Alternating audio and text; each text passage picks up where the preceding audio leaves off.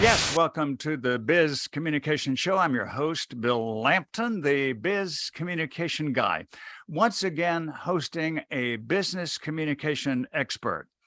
And when you and I listen to the tips and strategies that our guest provides, we will be stronger and better for our own business. It's a pleasure today to welcome Lisa McGuire from the greater Atlanta area. Lisa helps service providers differentiate their expertise with a compelling message and a magnetic personal brand. She's the founder of a podcast, Your Passion, Purpose, and Personal Brand.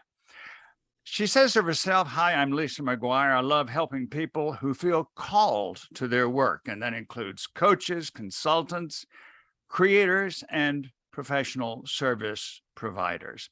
I love helping people integrate what they love doing to help the people they serve. She also adds, "I specialize in strategy and business storytelling to give your business the boost it needs to get closer to your goals." Gosh, that's really what all of us need. So join me as I welcome Lisa McGuire. Hello, Lisa. How you do? Hello, Bill. It is so great to be with you. I've been looking forward to this conversation, so thank you for having me on your show. It's great that we got acquainted online. I've followed your LinkedIn profile very carefully. I mentioned to you before we started recording today that I had read your LinkedIn article today, and I always find very valuable information there. Lisa, when we talk about branding, my thoughts go back to those of us who, at some time or another in our lives, have watched movies of the old American West. Mhm. And a brand was something that we put onto cattle so that we would identify whose they were. Now, we're not trying to put that type of burned in brand on people physically. So give us a contemporary definition of brand, please. What would that be? When you talk with your clients and prospective clients about brand, what is that exactly? Yeah, so the simple way to communicate that is brand is what people say about you when you're not in the room, right? So if we were to give a name of a company leader like Elon Musk, immediately you have thoughts that come to mind. Or Steve Jobs or Bill Gates or Beyonce. You have an image that comes to your mind or you have some words that come to you. Yes, And that right is their away. brand. Yes, they are a brand, aren't they? They certainly are. And we all are brands. And that's what people do not realize is we all have a brand. So are we intentionally contributing to it or are we leaving it to chance? So that is what I love doing working with people. And one of the things, of course, that any of us who think back can realize is that no brand is guaranteed to be permanent. I can think of a number of products that were so popular uh, at least 20 years ago that if you mention the name to people now, they would have no idea what you were talking about. And they were essential brands at that time. And then also, I think most of our viewers on YouTube and our listeners on the podcast will think back to a major mistake that Coca-Cola made when Mhm. it decided to take a world famous, beloved brand and change it and come out with a new Coke. How did that turn out for them, Lisa? Yeah, not too great. And I think the thing that you're talking about here, Bill, is brands are alive. They evolve. If you look at the marketplace of what's happening now versus where we were 3 years ago, we have to become responsive to be able to serve the people that we're trying to serve. But yes, when you make a mistake or when you make a shift and your audience is not on board with it, that's an emotional connection. So Coca-Cola definitely heard that emotional response. Well, what are some of the steps that we should take to sustain our brand? And of course, you help clients promote their brand. So, how do we sustain a brand? How do we promote it? Both. Right. So there's a couple of different types of branding. There's the company branding, and then there's personal branding. And the thing that you need to do in either case is the first thing you need to understand is what is the brand that you have. Now, a brand is determined in the eye of the audience or the eye of the consumer. So one of the first steps that I work with people is let's identify what your brand is. And that is doing a brand audit. And many times your brand audit involves definitely digital, where you show up online, what is the message you're communicating, but it's also to the people that you interact with. So starting with a process to determine what is the message that people are getting when they start learning about me. And you've just been through this experience. I've been through this experience with you as we first became connected on LinkedIn. We both started learning about each other, and we would watch what was the content that was being posted. We listened to each other's podcast interviews. We're trying to learn about that person. And so the content that you leave and the messages you communicate is what starts building that brand. So that would be the first step, is starting to understand what is the message and what is the image that you are putting out there. Very important to know that as a benchmark. One point you just made I'd like to underscore is that you can't make your brand effective with others until you have very clearly identified it yourself.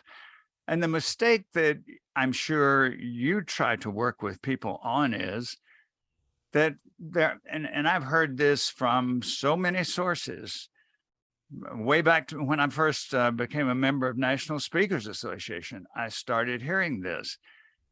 One of the great mistakes we make is that we think we can be all things to all people. And I'm sure you work with clients to say, well, it's nice that you're that versatile and could be so general, but what's wrong with that approach, Lisa? Yeah, so imagine that you are a consumer or a business who has a problem. Do you want someone who has a minimal ability of expertise across a wide variety of industries? Or are you going to choose to work with an expert who is put in the reps, who understands your situation, who is able to demonstrate the transformation that you want to make, and they can demonstrate it with others? That is why it is so important to niche down. And it's counterintuitive. When we go into business, we want to be able to help everyone because that's going to bring in more business. When in actuality, if you can tighten up who it is that you want to serve and you communicate that in your messaging, not only do they find you and they're attracted to you, but what you do is you communicate it out to the world, and you've suddenly built those other people into a sales team, right? So Yes. when I hear that and I know it's not me, but I know someone like that, then I'm going to be able to refer you. And then another point about it is that while you limit your target audience, that really is not entirely exclusive. That doesn't mean that's the only people you can work with, because other people who see your specialty relate to that in some way, would benefit from that. So you think you're eliminating the rest of the universe, but you're not, because you're looking more specific. I heard this illustration just last week, Lisa. If you knew that you had to have brain surgery, would you just go to your general practitioner physician? No, you would go No. to a brain surgeon. You want somebody who is specific, who is targeted, and who is honed in on what you really want. Right. That's exactly right. And I think the benefit of branding is really digging in to show those features and benefits. What is the benefit of working with this person? What is the benefit that I can provide you as a brand strategist? And when we do that with companies, that's one thing. But when we do it with your personal brand, it's an entirely different process because it is personal, and it becomes magnetic. You mentioned the word personal. It brings me to ask about something I read in one of your articles or posts on Mhm. LinkedIn, where you said that recently you had experienced what you called a personal epiphany. And it Yeah. brought you to start focusing not on what you do, but on what you are. Mhm. That must have been a very important transition for you. So talk to us about that, please. Yes, it really started when I'd been with a company for quite a while, and when I left that company, it was really a reflection of, okay, who am I? Because so much of what I did was tied into that position. And I know I'm not alone in this. When you've been invested in an organization or invested in a company and your position is gone, that's your title. So There was your identity. that Yes. was my Mhm. identity. And so what I started to realize is I was identifying myself but by what I did, and I really didn't know who I was. So that part about doing versus being became a clear line of demarcation for me. And I had not taken the time to know who I was. So I went on a journey to develop a process to start discovering who I was. And I know that sounds conceptual, like how do you do that? But I was able to build and identify 3 steps that would take me there. So the first one was realizing there's the stories we tell the world. So, what are the things that we put on social media? What do we communicate out publicly? How do we want to be seen by others? And then there's a next level of self awareness to get to know who you are. And those are the stories we tell ourselves. The stories about, I can't put this out there because it's not perfect yet. Or imposter syndrome. Who am I to be showing up and offering this? Or even, I have to win, and win means going through this to do list and checking it off. All of these stories that we tell ourselves, so many of them are not grounded in reality. I want So to now, make a comment before you go to your yeah, third one. This is very valuable. I want to make a comment about what you said about being perfect, trying to be perfect. I've coached many people over the years at all professional levels and in various industries about their speaking. And one of the things I do when I hand them a written page of tips that I want them to follow, one of the things I put on there is stop trying to be perfect. And Lisa, I misspell the word perfect. oh, that's great. That's I great. botch it. Now they can tell what it is, but I think I put no syllables in it. And all of a sudden they're looking and well, I get the point. Okay, I Yes. read the word and I knew what it was, but it wasn't perfect. And of course, you're bringing me now to another word which we're hearing, and I'm glad we're hearing it a lot these days, and that's the word authentic. It relates Hmm. very much to what you're saying. Quit trying to be perfect. Nobody is. Nobody wants to be around somebody who's trying to be perfect. I just had to throw that in because it's so relevant to that second point. So, your third one that you want to mention? Yeah, and the third one is, I went the stories we tell the world, the stories we tell ourselves. The third one is the stories buried inside of our soul. Now, that's really deep, right? But it is a different level of self awareness. It is the emotional intelligence to understand who is it that you were designed to be when you came into this world. And you were heading that direction as a child until someone came in and said, no, you can be who you are, but you have to do it this way, right? And so helping people to dig into discover their purpose, to discover, as Gay Hendricks, the author of The Big Leap, calls it, your zone of genius. Where is it that you work where you lose track of time? So when you can get to that level and understand, who is it that I really was designed to be? What is it that I'm called here to do? What is the work that I love that's not really work, that I can't wait to get out of bed to do? Those are 3 different levels of self-awareness. And so that is understanding who you are and the process of doing that. And that's really what gives you the freedom to show up as very confident.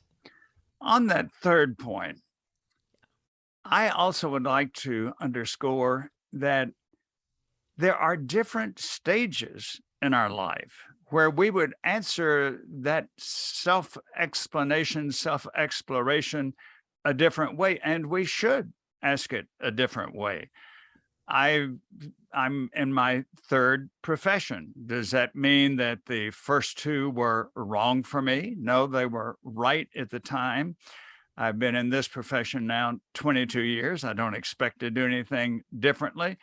And years ago, if you had told me that I would be doing what I'm doing now, it just would not have fit. So as we grow and evolve in our talents and our interest and our knowledge and our abilities, it's only natural that we are going to in essence, become a different person who can serve people different ways, right? Right. And, Bill, you bring up that great point. Those other 2 careers were really critical to bring you to where you are today. That's right. You learn lessons, and oh my goodness, how boring it would be if, who we were at 25 is who we were as we went through. There's no creativity in that. There's no interest or curiosity. We are humans who are evolving, who are curious, who are connecting, and the people around us really influences as well. So yeah, really great point about that. We do not stay stagnant. 1 more minute is about what we have. So tell us about the stories we tell ourselves. What do you mean by that? Yeah, the stories we tell ourselves, you can have all of these big goals for your business or goals for your life, but the stories we tell ourselves end up often being hurdles that hold us back. They end up becoming excuses or the reasons that we point to on why we were not able to achieve our goals. So when I work with people on the stories they tell themselves, we first look at what are the saboteurs getting in your way, and how can you train your brain through, I have a program called Mental Fitness Advantage. How can we train your brain so those don't hijack you, so you can work closer to your goals? So that's the stories you tell ourselves.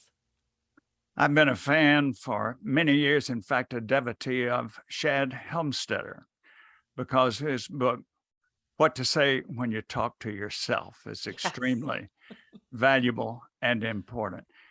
Lisa, this has been a marvelous opportunity to learn more about branding, our brand, how we can identify it, how we can improve it, and importantly, how we can reshape it or shape it so that it appeals to and helps others, which is what you're all about. I know there are people who have watched us on YouTube or listened on the podcast who want to get in touch with you. So please give us your contact information. Sure. You can reach me at lisa@lisamcguire.com, or you can find me on LinkedIn, Lisa McGuire, and on Instagram at I am Lisa McGuire. Those are probably the 3 best ways to get in contact with me. Thank you. And I know people will be contacting you. And since you've given your contact information, I'll share mine. Bill Lampton, the Biz Communication Guy. So logically, my website is bizcommunicationguy.com. I invite you to go there, check my services for corporations and leaders. Give me a phone call. Let's talk about your communication challenges and problems. Thanks again for being with us. Thanks to Lisa McGuire for being a very stimulating and helpful guest. Thanks to those of you who joined us on YouTube and on the podcast. Be with us next week on the Biz Communication Show. I'm your host, Bill Lampton, the Biz Communication Guy.